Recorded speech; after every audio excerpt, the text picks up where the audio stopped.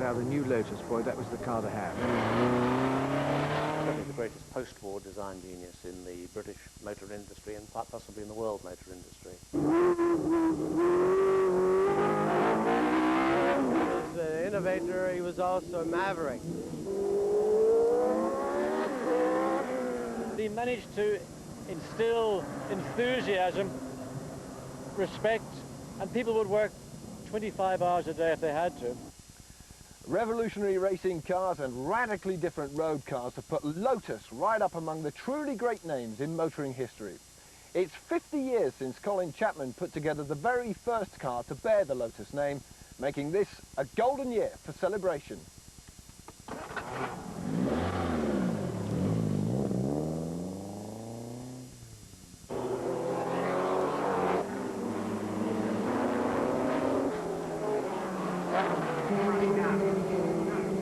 Brands Hatch in June, a weekend festival for Lotus fanatics and one of the highlights of this 50th anniversary year.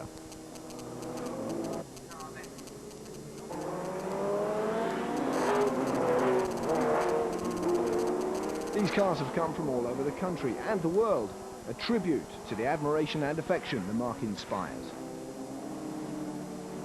This race on the Brands Hatch track is for pre-1968 racing cars.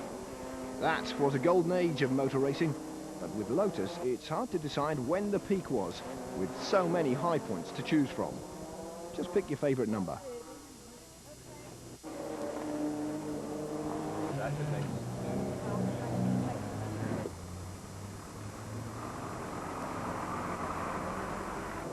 In its racing career, Team Lotus achieved 79 Grand Prix victories, winning the Formula One World Championship 6 times and the Constructors' Championship 7 times. Thanks to the innovative design genius of founder Colin Chapman, Lotus were at the top for decades.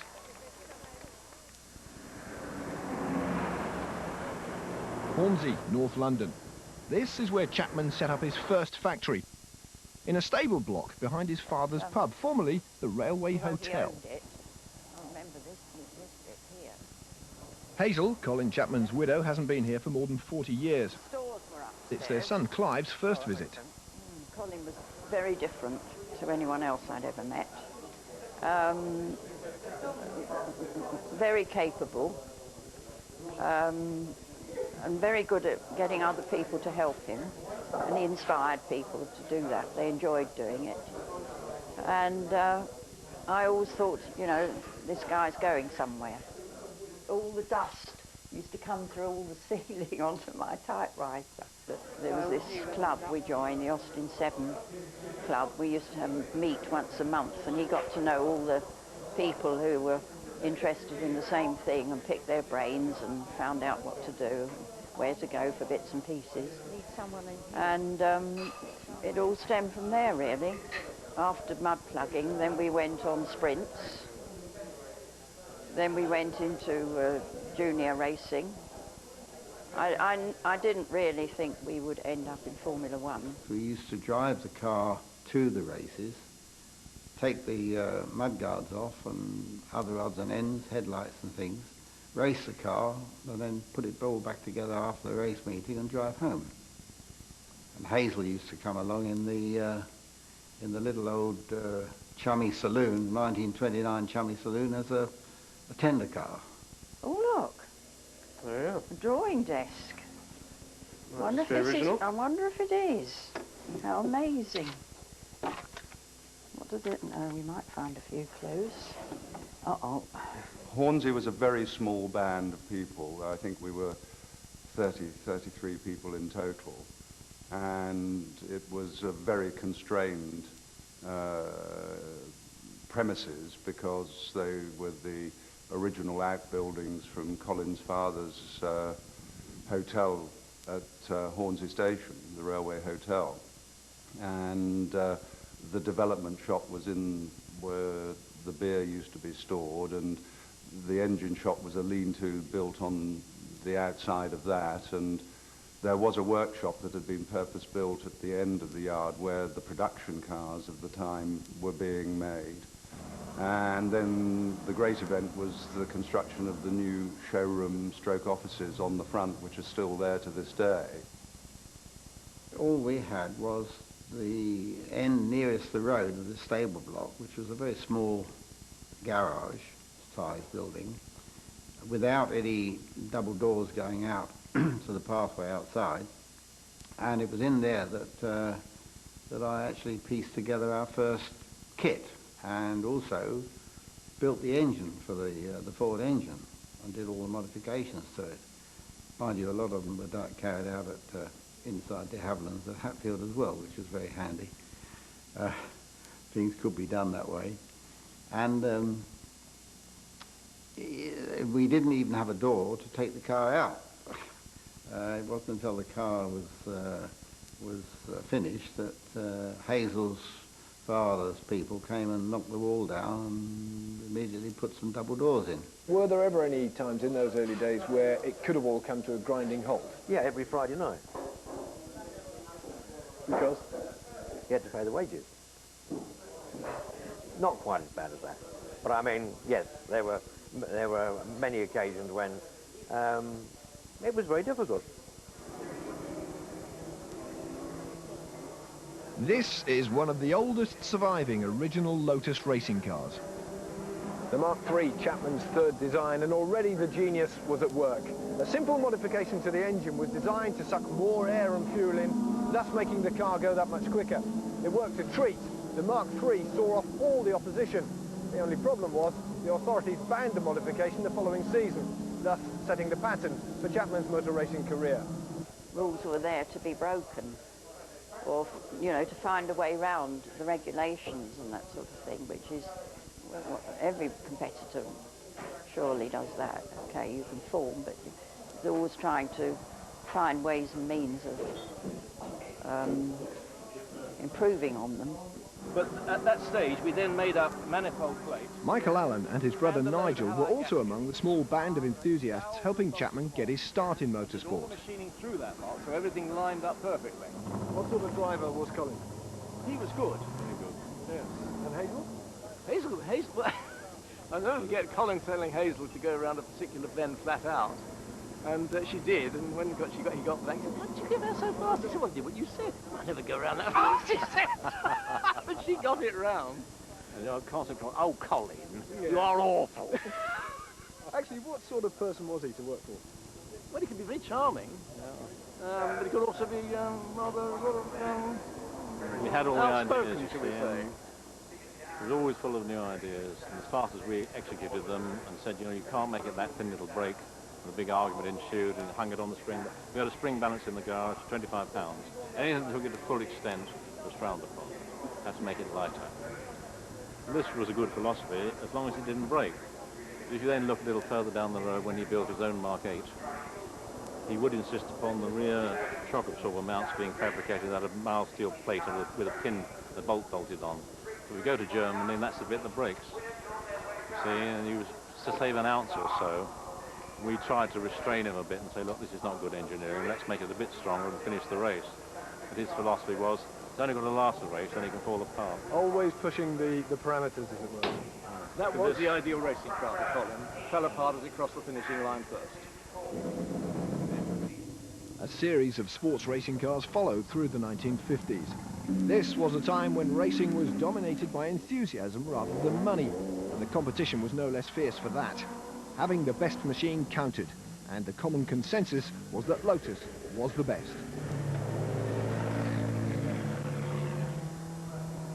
There was a great sense of adventure, and everybody was in the most tremendous panic all the time because, like a lot of things in the marketplace, there was a sudden moment when it took off and everybody wanted a Lotus in order to be competitive, and the demand was far greater than we could satisfy with the number of people we had there.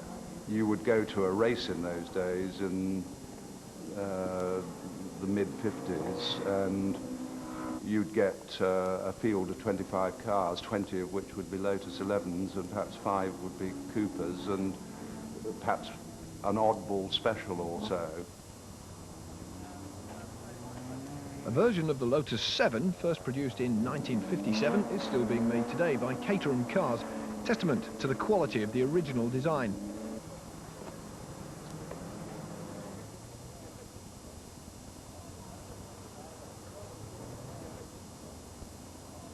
But the real leap forward for Lotus as a manufacturer came with their first production GT car, the Type 14 Elite.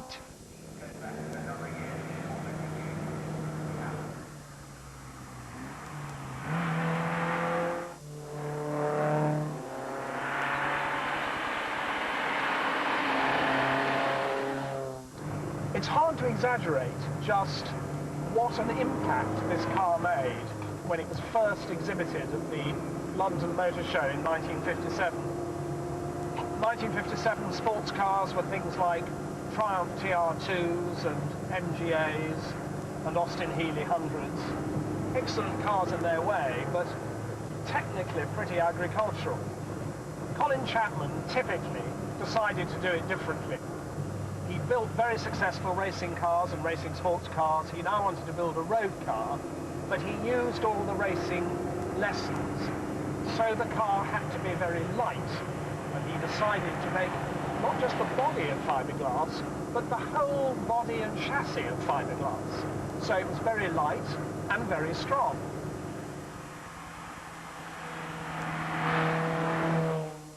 Well, the Elite was this business of, if you like, Peter Cohen Taylor wanting to do a road car on 11, and Colin saying that was the wrong way to go about it. He'd been thinking about it, and what he would far sooner do was use the same mechanical elements, basically, but put them into a structural fiberglass chassis cum body unit, which we, for short, called a CBU.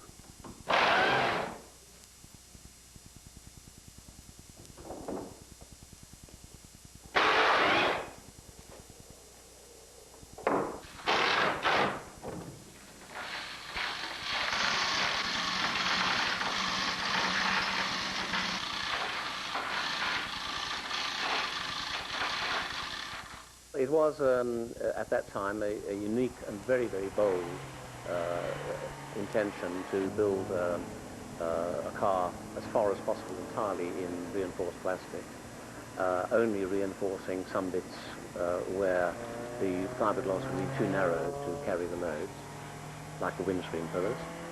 And they had to pioneer ways of attaching high-stress things like the suspension directly to the fiberglass. And there were about 3 or 4 things tried before the right solutions were found. And even then, from the time I joined, we still only then started perfecting a thing called a bobbin, which was a bonded-in tiny metal insert like a cotton reel, tiny cotton reel, for screwing directly into. But that was one thing. The aerodynamics, based on the advice given by Frank Coston halfway through the modelling project, were absolutely invaluable and really transformed eventually the appearance of the car as well. And John Frayling's skills at the modelling and the shaping were unsurpassed, and therefore making it the most beautiful thing based on the Cohen Taylor original concept. The most beautiful car I think the world had ever seen, and possibly still is. So tell me then, what is it, 40 years old? Almost as old as me. What's it actually like to drive, Simon? Well, that is really where Chapman's genius comes out. If you put this car into the context of its era, late 1950s, it is, as you say, 40 years old, then it's absolutely astonishing. The steering is light and accurate, the car is very responsive, it runs over the bumps beautifully. If you go through a fast corner and there's a bump in the middle of the corner, it doesn't get unsettled in the way that almost all of its competitors back in the late 1950s and early 1960s would have got unsettled. For me, the Lotus Elite was the first modern GT car, the first car that translated the lessons from post-war motor racing into an enjoyable, fast, usable road car. Enzo Ferrari always said all he really wanted to do was to go Grand Prix racing, and selling road cars was a means of earning the money to put into the racing team. I think with Colin Chapman, certainly to start with, it was probably like that. Now, for many people, this is what it's all about. The classic archetypal design, the Type 25 Lotus, a fantastic-looking machine, driven with so much success by the legendary Jim Clark. Jimmy was brilliant. Colin, when they were together, I think were a fantastic pair, because Jimmy would go out and say, look, Colin, it's doing this or that. And Colin, of course, had enough knowledge of and expertise in, because he was a good driver too, in actual design and racing, that I think he could then interpret that, build a car that would get rid of the things that were a problem to Jimmy. So I think he was quite a special man, actually. The Lotus 25 was special too. Instead of the traditional multi-tube chassis, this was the first racing car to use a monocoque with rubber bags for the fuel instead of the old-fashioned tanks. Well, the Lotus 25 was a product, I think, of something no more complex than the difficulty of putting the fuel into handmade aluminium welded fuel tanks which had to wind themselves in and out of tubes in a tubular chassis. And usually, as he always did, Colin said, why? Why do we do this? They're very difficult to make, they're very difficult to fit in the cars, they leak constantly, they're very dangerous. And so he went back to basics and came up with the monocoque concept. Now, I have to say that also, I don't think Colin really ever invented anything brand new, but he was absolutely brilliant at going back and looking at engineering history and saying, ah, now that's a good concept, now how can I use that in a racing car? And the monocoque wasn't new, it had been used before, but not in a racing car application, so that's what made it stunning.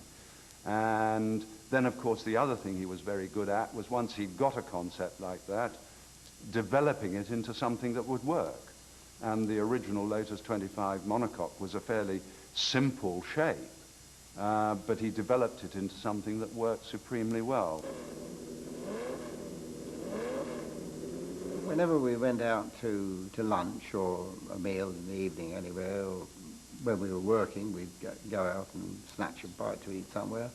Of course, the talk was always of whatever we were doing at that time, or whatever race we were preparing for. And a lot of the modifications and designs were literally sketches on bits of paper and table napkins, and that story is quite true. Of course, the great argument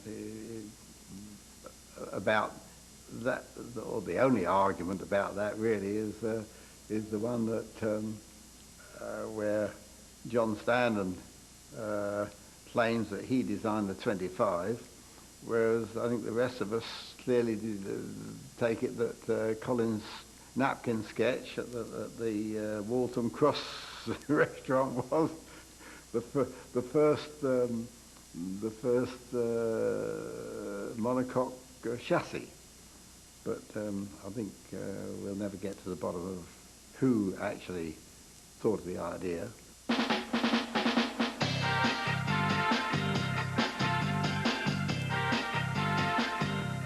The 60s, Britain had never had it so good, and Lotus had a little sports car up their sleeves to capture the spirit of the age and to make the company a bit of money.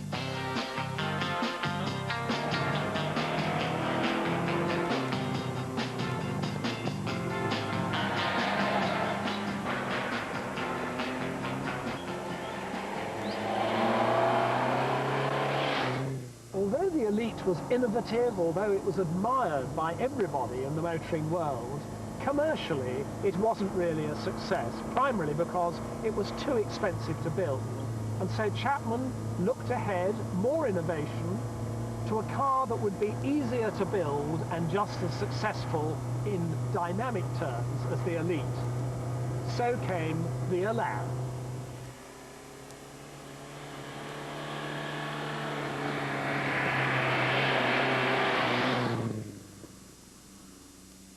I did a little Ford Anglia sports car project, which unfortunately then was aborted. Well, as soon as I joined Lotus, I told Colin about this, because it was no particular closed secret. And he said, golly, you know, we could, if Ford's on doing it, we could do maybe a rival based on those Ford bits and make it into a replacement for the Lotus 7, which had only been out about a year, but wasn't making serious money. And we'd have a real little winner. So work was promptly started on a little car, which called the S2, which in fact would have used Austin Healey windscreen and side screens and roof complete and bumperettes. And John Frayling modelled that up, but having done it, none of us liked it. And so he soon wanted to move off from Lotus and go and do other things. And I took the project over and grew it up into the Elan as we know it.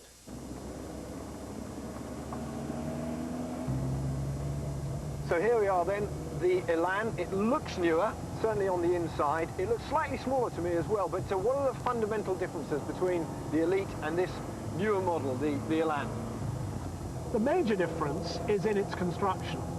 The innovative fiberglass unit of body and chassis has been replaced by a simple, ingenious steel backbone, a sort of spine that runs down the middle of the car. It's underneath this transmission tunnel.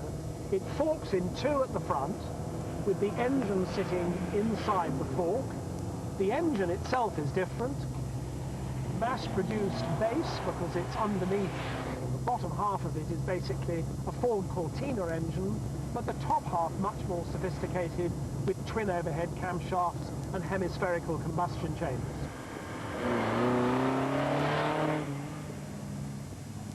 It is so compact, it works adequately well in every respect. It's got a certain cheeky charm and a lot of character, which is partly due, I must say, to my retractable headlamps, which I put in when I could not see any other way to achieve a nice low front with meeting American height regulations on the headlamps. And I didn't think Colin would ever accept it, but he did. And I think it's just got a whole mixture of things that go together. The Elan, without a doubt, rewrote the rule books and made things like the MGs of the time look like, 30 years out of date. It still has the same genes as the Lotus Elite. It has small overall dimensions, precise steering, beautiful handling. Jimmy Clark, by the time that he was world champion, was able to drive any car that he wanted. But the car he drove every day was a Lotus Elan. The E-Type, if you like, was the car to have if you wanted to be flash. The Elan was the car to have if you wanted to be smart. We were designing about 3 times as many new cars with a staff of, I think, 30 people I had, whereas Jaguar had 270. And it just shows, why we were having such a tough time. But we achieved a lot of what we did because one was just pleasing oneself, really, and not pleasing a committee, not having a briefing, and just trying to do the best job possible in the shortest space of time with what you could get or what you could afford. The Elan, unfortunately, really, as a result of my trying to do everything myself, went into production really not ready for it. We hadn't done enough development or testing. The poor old customers had to do quite a lot of development work for us. All the same, everyone still wanted a Lotus, and by 1966 the company needed more space than they'd had at their second factory in Cheshunt. We're moving our manufacturing plant up into Norfolk to a location just south of Norwich, and of course we're all very excited about this. What's your reason for this particular area? Why the choice of Heffel? I've always been very keen on East Anglia. I spent some time here just after the war, and they were very keen to have us. They welcomed us there, and we had the facilities we needed. We wanted room for expansion. We wanted room to have our own private test circuit, and the facilities of an old aerodrome suited us very much indeed. Chapman was also about to launch yet another groundbreaking car on the racetrack. First time out for the new Lotus Ford in the 1967 Grand Prix scene was at Zandvoort, Holland. Introducing the Type 49 and another radical idea from Team Lotus. The Cosworth engine is an integral stressed part of the car's structure with the rear suspension directly mounted onto it. Jim Clark won the Dutch Grand Prix on the car's debut outing. Given the stimulus of Chapman and the fact that it was a new era of ascendancy of the British motor racing industry, plus the fact that we were throwing up some really wonderful race drivers, just made it the most incredibly exciting time.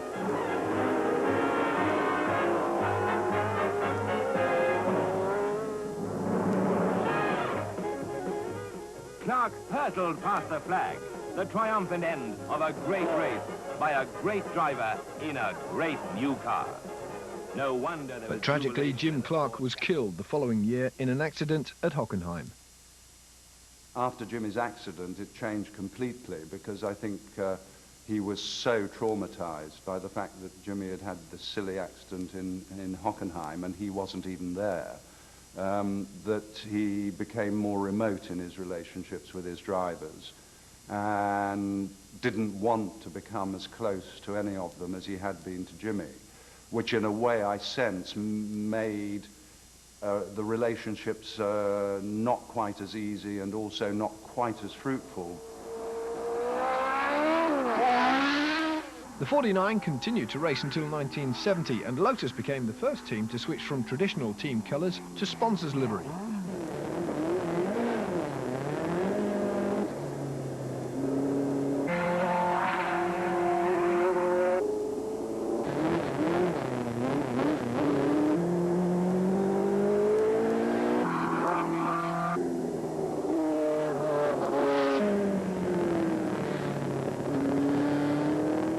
After that period, then of course there was a generation gap, and by the time Emerson Fittipaldi came along in '72, there was almost a generation between them. Emerson was young enough to be his son, and so that again put a different aspect on the relationship with his drivers. But he was, generally speaking, very, very supportive of his race drivers, and I think that came out of the fact that he knew at first hand what they had to do to deliver the goods, and particularly if he had a very good one on his hands, he'd give him enormous time and trouble and support and try and work things through because, again, they were both interested just in winning, and it was very, very important. Above all, today a racing driver needs to be a professional. There was a day when racing drivers were rather happy-go-lucky people who were more or less indulging in motor racing as purely for their own enjoyment and amusement and so on.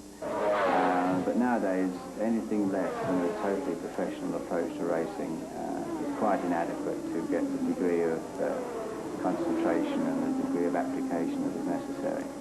I think in Emerson's case, he has got a very good blend of all the aspects of personality and makeup that go to make a very good racing driver.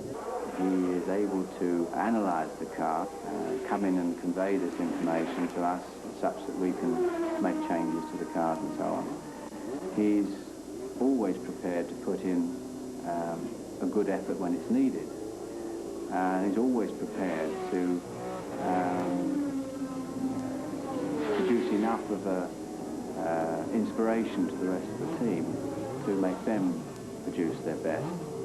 It's no good having a driver who is inconsistent, who is brilliant one day and just mediocre the next, because this is very, very disheartening to everybody concerned. And Emerson is always capable of putting on a tremendous show, even under the most adverse conditions. And these are the sort of things that go to help build up a very good team.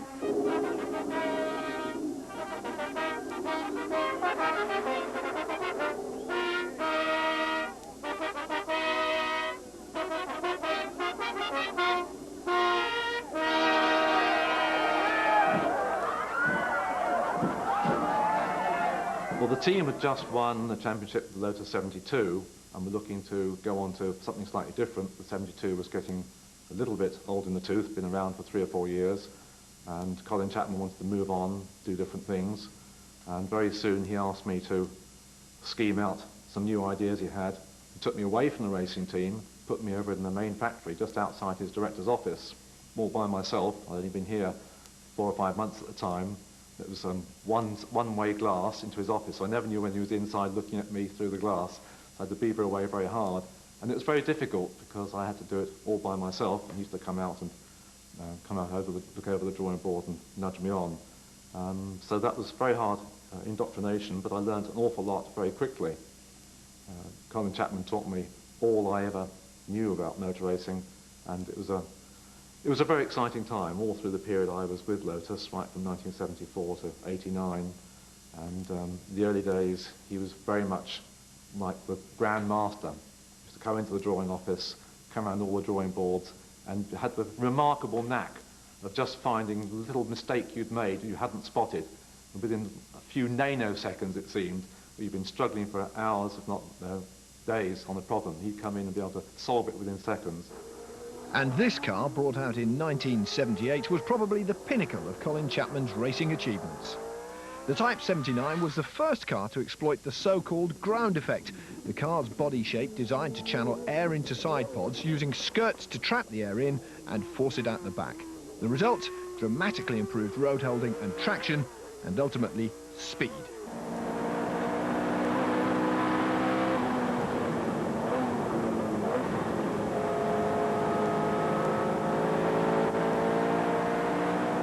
Some of the solutions were in, for example, chassis design. We had particular problems where we realized that as the cars were getting downforce, as this car behind us did, we required cars that were much stiffer. And we really wanted to find a new way of making cars stiffer. And together with Peter Wright, we discovered that using carbon fibre, which Colin Chapman had started to use on boats and aeroplane design, had seen used around the world, and really thought that we could find a use for this material in cars. And he pointed us in that direction, and the rest is history. There was still so much knowledge to be discovered out there about the racing car, so much in aerodynamics and construction, and he was always willing to just go beyond what was known, and sooner or later he was going to be on to something that was, you know, that had a specific advantage, and if you were on that ride, it was going to be a good ride. Once the skirts were working, then I think you had a car, which I think Mario described it best, as being painted to the road. I mean, it suddenly became another world, a world where the faster you went, the faster you could go. And you started to get into these prodigious braking and cornering forces that we see today, admittedly without skirts, but of course other developments have occurred. Typically, the car brought protests from other teams who found themselves left behind by the Lotus radical design. There is quite a lot of manoeuvring between the lawmakers and the adjudicating body and so on, but I think Formula One should be a sport which is not only a competition between drivers, but also between manufacturers of cars, and the objective should be to build better motor cars. As always, Chapman's combination of innovation and motivation were at the heart of the team's success. He inspired people in many ways because his mind was so clear that he could come into a room full of people arguing about the solution to a particular problem, sweep away all the bullshit and go straight to the nub of it and sort it out. But then very often his solutions would be very exciting as well, and that would gender more excitement because there'd be people going around saying, oh, he's not going to try that, is he? He'll never get away with that. And of course he would, and then that added to the legend and the atmosphere and the environment.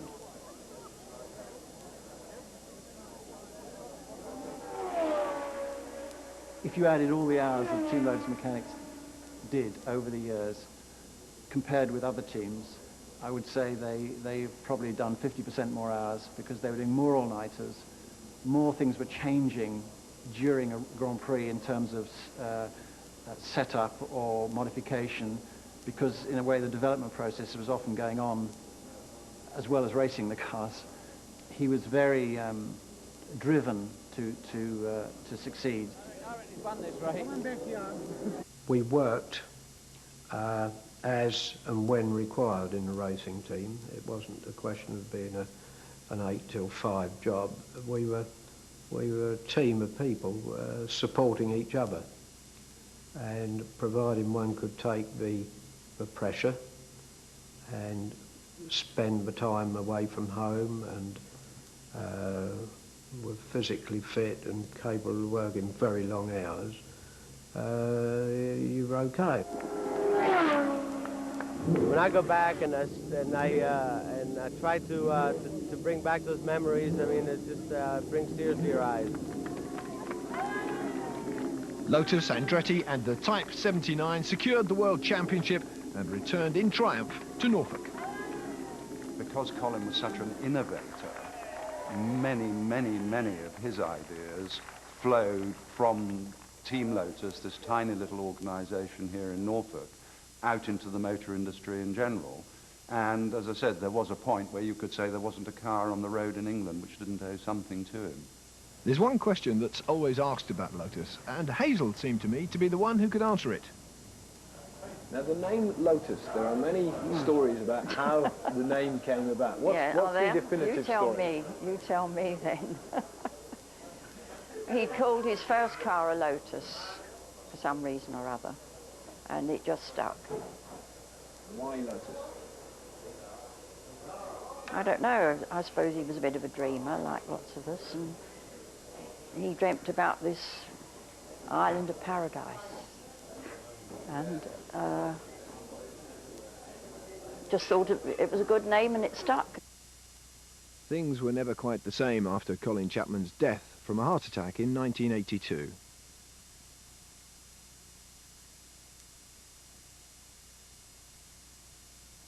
By the 90s, the racing team's fortunes were in steady decline, and in 1995, it was all over for Team Lotus. But when a new sports car was unveiled in 1995, Lotus fans breathed a sigh of relief and admiration. With the Elise, it seemed, the spirit of Lotus was still alive. Colin Chapman's son, Clive, certainly thinks it's a car his father would have approved of, and a fitting symbol for the company in this, its 50th year.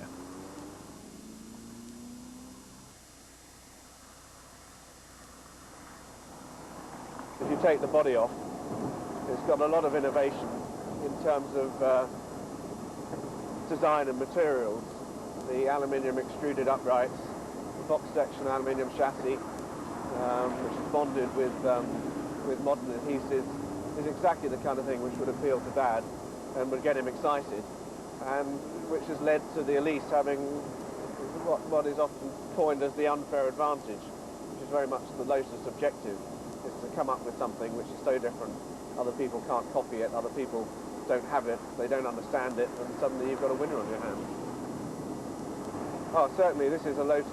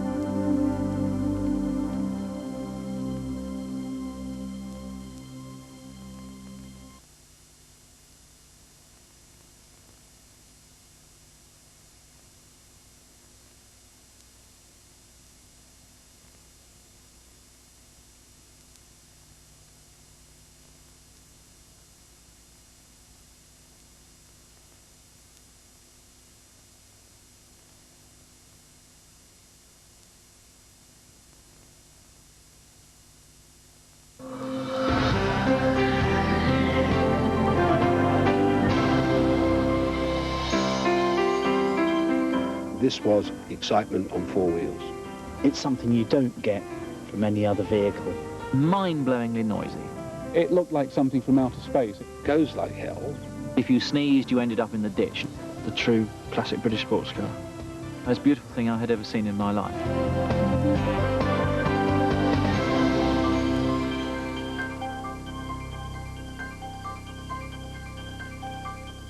Colin Chapman was Lotus. Colin Chapman founded Lotus.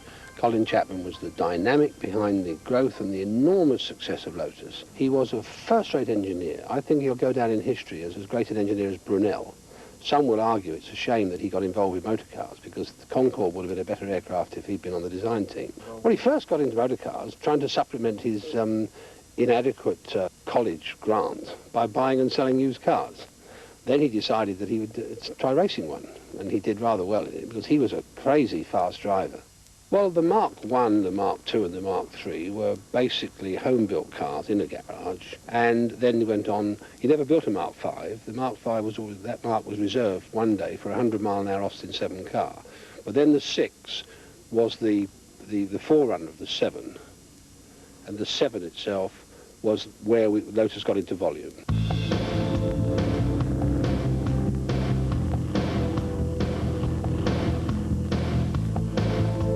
Driving this car is very much to put yourself at one with the road. Unlike other car manufacturers, perhaps, that try to isolate you from the road, Chapman tried to get you as close to it as possible, get as much feel back into the whole being. It's a wonderful experience. I mean, contemporary journalists of the time described it as a four-wheel motorbike, and somewhere around about half a hundredweight. Therefore, they could use a much lighter and smaller power unit, which was always Chapman's philosophy.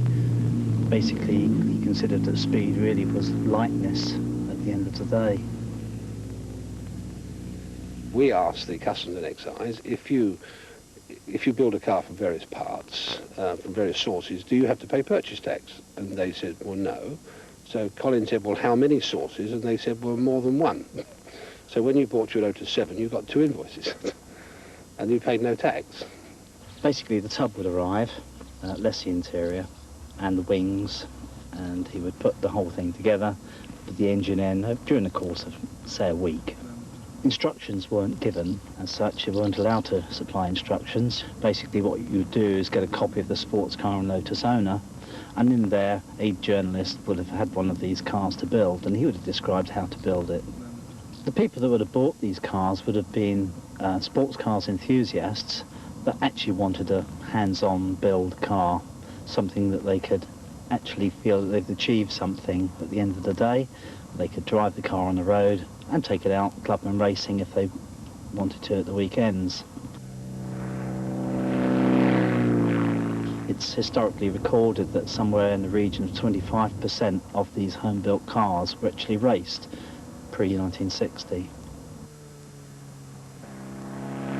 I suppose one of the most famous drivers of this mark must be Graham Hill, who in 1959 went out on a very wet Boxing Day at Brands Hatch and thrashed all the much bigger, more powerful aerodynamic cars to a sensational victory.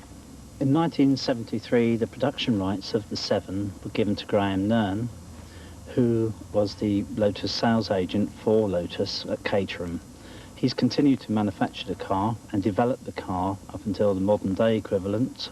He's actually using the K-Series engine and the Vauxhall engine in the car now. It's been very successful, and they've instigated their own race series.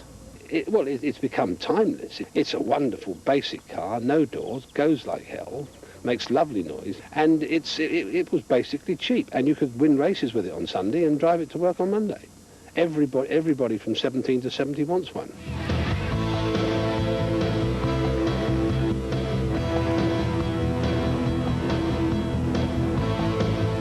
It's brilliant. I love it. I love it to drive. When you drive it, it's exciting. It raises your adrenaline. It makes you feel part of the road, part of the whole thing of driving. It's just like nothing else. Well, with the 7 paying the rent, Chapman could now do what he wanted to do, and that was to develop new technologies, and he obviously wanted to get rid of the chassis. And the way to get rid of the chassis was to design a monocoque fiberglass, and that was quite an innovation, fiberglass body shell, put a lightweight, high-powered engine in it, put top-class Lotus suspension in it, and then build a car that was aesthetically beautiful.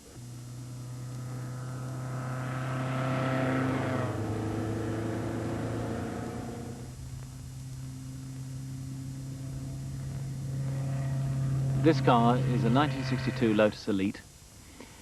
It has a 1216 Coventry Climax engine, which was derived from a fire pump. And in this state of tune, it delivers 95 brake horsepower, which gives it a top speed of approaching 125 miles an hour, 0 to 60 in 10 seconds, and 0 to 100 in just over 20. The car only weighs 10 3/4 hundredweight, and it was revolutionary in its day. Colin Chapman thought the way to go was to produce a Grand Tourer, if you like, a closed coupe, something that people could remain warm and dry. And he was fascinated by this new material called GRP, glass reinforced plastic. As it turned out, it was extremely complicated to do, and 57 different molds make up this particular car. There is no chassis, and only 2 pieces of steel are in this structure, hence the light weight. And the Lotus Elite is still a most beautiful car to behold from any angle. There's not an ugly way to look at it.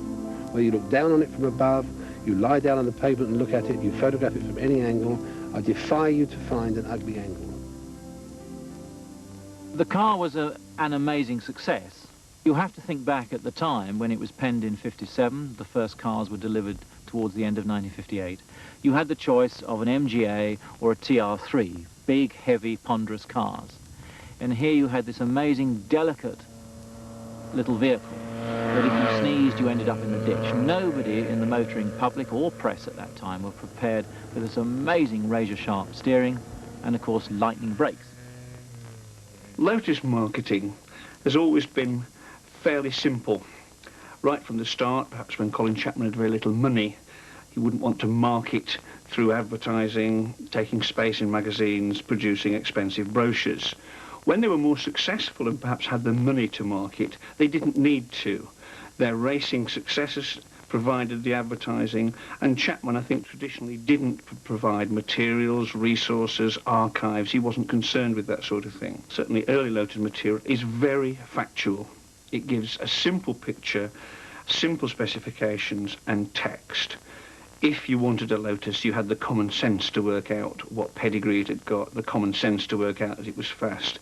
You weren't told anything in Lotus material, and you certainly weren't impressed by Lotus material. You were impressed by Lotus cars. Driving an Elite today, where we're all cocooned in completely hush-hush Vauxhall Cavaliers and the like, this is mind-blowingly noisy.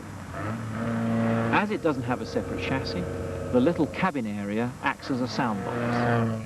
So you have absolutely everything coming into your ears. You have the rear suspension thumping away, you have the prop shaft 2 inches from your knee, the gearbox is 2 inches from your shins. Everything is sitting in there with you. The fuel consumption knocks the spots of virtually every car known to man today, and regularly returns over 45 to the gallon at 90 miles an hour. I first saw the Elite at the 1957 Motor Show. I was 9 years old at the time, and I thought it was the most beautiful thing I had ever seen in my life, and I still do.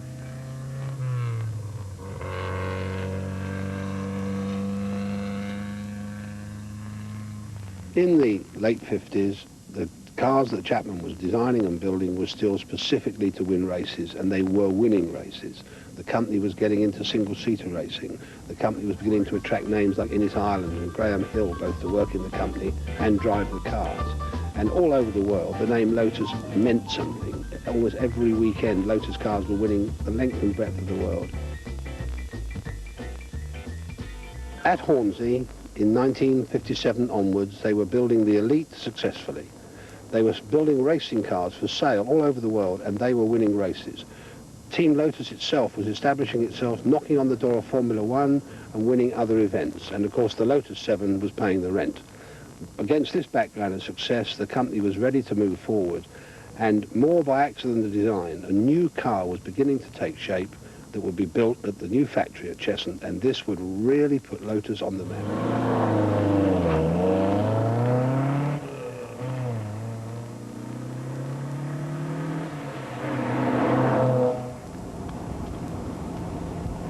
This car is a Lotus Elan S2, built in 1965. It was bought in that year as a kit of parts, which was a service offered by Lotus in an effort to avoid purchase tax. You could either opt for the kits or you could buy a ready assembled car.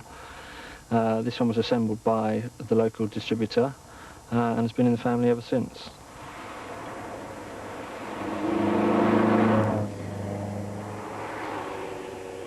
The first ride in this car was obviously in 1965 when I was about 3.5 years old, and I can remember it vividly. It was at night, so I presume it was the day that my father had just bought it, and he must have woken me up, taken me down into the car and took me up the road.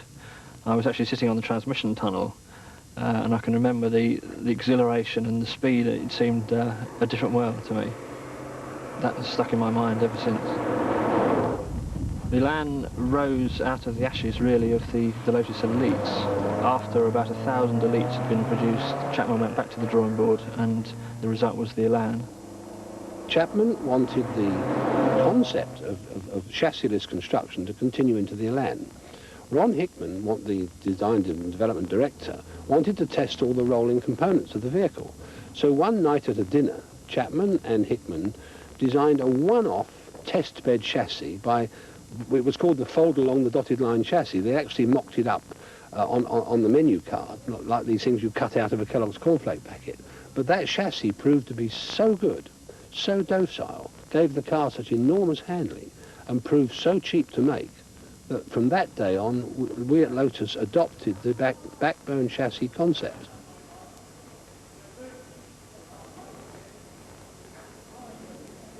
The Elan was the first car that Lotus produced that made any money, and it was very important, probably a milestone car in that respect. The Elite had been a sales disaster. The Elan really was an instant success. It proved reliable, comfortable. It was more refined to drive than the Elite. It was a car that was designed really for twisty A roads and B roads, and that's where it excels. It's comfortable too. That's the surprising factor, especially when you look inside the car and you see the seats, which are obviously an old-fashioned design, and they look thin and appear not to have much body to them. But I've driven the car for hours at a time, and I don't get any hint of backache at all. The driving position's good. It's the classic straight leg, straight arm position, and that's probably got a lot to do with it. It's an easy car to drive. It's an easy car to drive quite quickly. It's very forgiving. Because it holds the road so well, you often don't know how fast you're going, and that all-round drivability, I think, is what has made it so popular.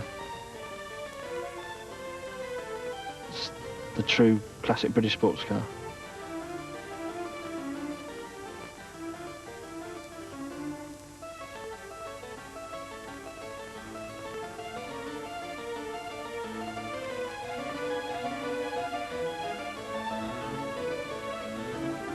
By 1965-66, Lotus were in an expansion requirement in every possible area. We needed to build more factories.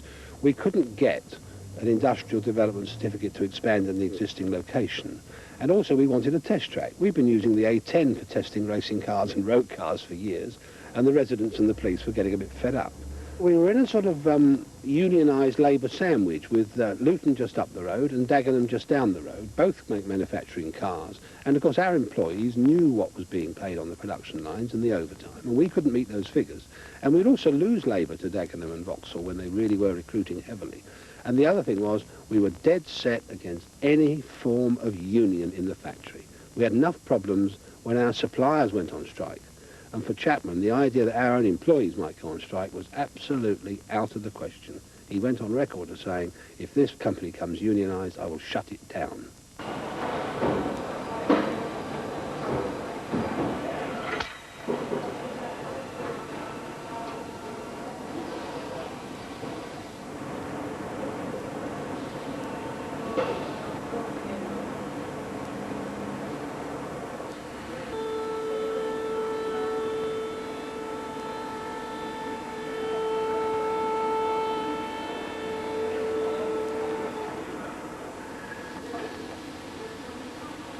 Lotus styling had been done in-house with using consultants like John Frayling, but it was Colin's final decision and Colin's aesthetic eye that decided the styling and set the standard, which was always very high.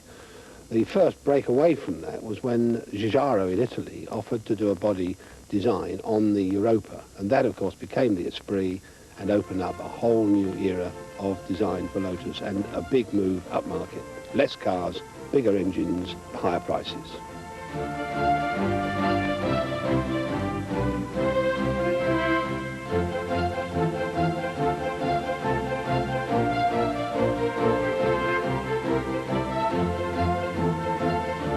Lotus made the Esprit, I think, to capture the Ferrari market. They wanted basically an Italian car design, which they had in Giugiaro, and people wanted something which was a match for the Ferrari. As soon as the Esprit was produced, everybody wanted one. It was in great demand. The second Esprit, the Esprit S2, sold like hotcakes. You couldn't get them for love nor money. The reason most people buy a Lotus Esprit is because of the way it looks, the sharp, angular design, the very Ferrari-like look, the Italian styling, not really for the performance. You know, the performance is an added bonus. When we decided to turbocharge the Esprit, when Chapman said it had got to be done, he bought nearly everything with a turbocharger, including 2 aeroplanes. And they were all studied, and the car was totally re-engineered to take a turbocharger. He didn't just hang one on the engine and see how it would go. So he was always pushing ahead. Everything had to be better and better and better.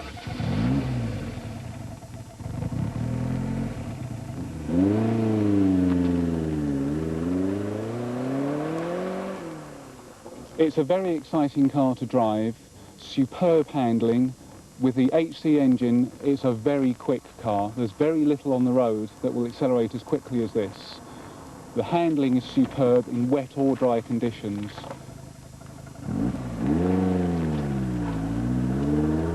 Being a mid-engine car, everything is in the right place. The fuel tanks are each side of the engine. Most of the weight is inside the wheels. That's to say that there's very little overhang each end. So it makes it a very enjoyable car to drive, very exciting car to drive. A little bit twitchy on the limit because it's mid-engined, but most owners never find the limit.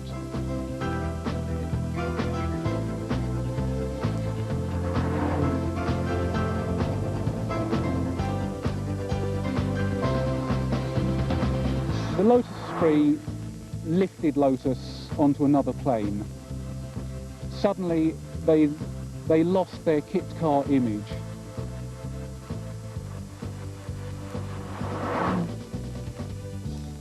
The top of the range now is the Turbo Esprit Sport 300, which has bigger wings, bigger wheels, and a 300 brake horsepower engine.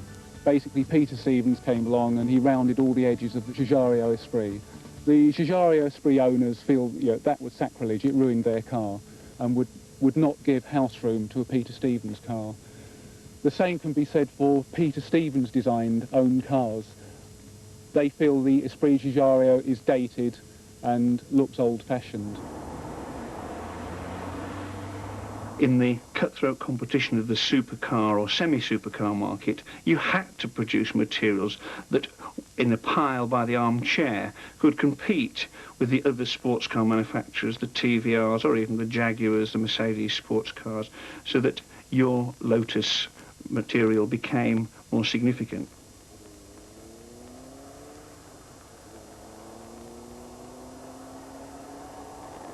I first saw an Esprit at the 1975 Motor Show, which was a white S1 Esprit with a gleaming Wolf Race wheels.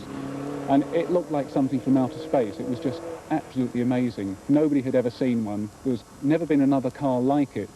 And it was so futuristic. And I thought, well, I've got to own one of these, but I never ever thought I would. The very word Lotus evolves all sorts of feelings inside. The Lotus is more than just a car. It's a hobby. It's great fun to drive. For me, it's my whole life. Everything I do is all around Lotus cars. From the mid-70s, the British motor industry was having a very bad time indeed. In fact, all luxury markets were really badly hit, and Lotus were particularly badly hit. I wouldn't say the quality of the product was particularly good, so of course you missed out on brand loyalty. Not many Lotus buyers were selling a car and buying another one, so that was a problem. Chapman was not doing well in Grand Prix racing, and as that was his #1 love, it's possible that too much time was being devoted to trying to recover the reputation of the racing team. And the company put out 1 or 2 bad balance sheets at that time. Being a public company by then, of course, that was very important. The company had problems with financing. Lotus did have financing problems. Chapman's brilliantly innovative twin chassis Grand Prix car was banned by the FIA. The DeLorean business had gone sour. Chapman was under colossal stress. And he came home in December 1982 from a sad meeting in Paris and died. When Chapman died in 1982, it was a devastating blow for the company because he was such an inspirational leader to the company and to all the people in the company and to our customers worldwide that we all were rocked back on our feet and we just wondered which way the company was going to go. And it took quite a long time for the spirit of Lotus to really get back up again and get the company back going full speed.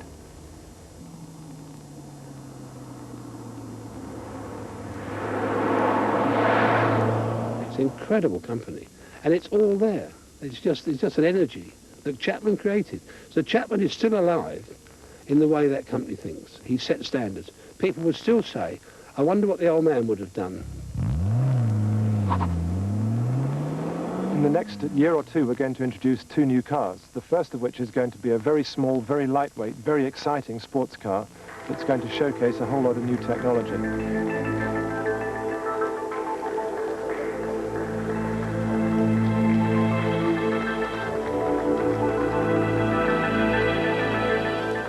It's really going to be following the classic Lotus philosophy of lightweight, simplicity, elegance, and huge driver fun.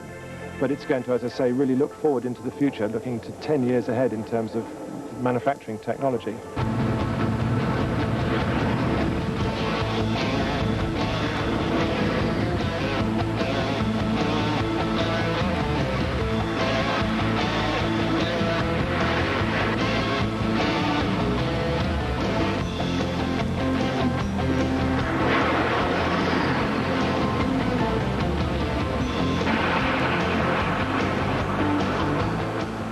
Colin Chapman was passionate about cars, passionate about engineering, and passionate about competition. He wanted to be the best in motorsport.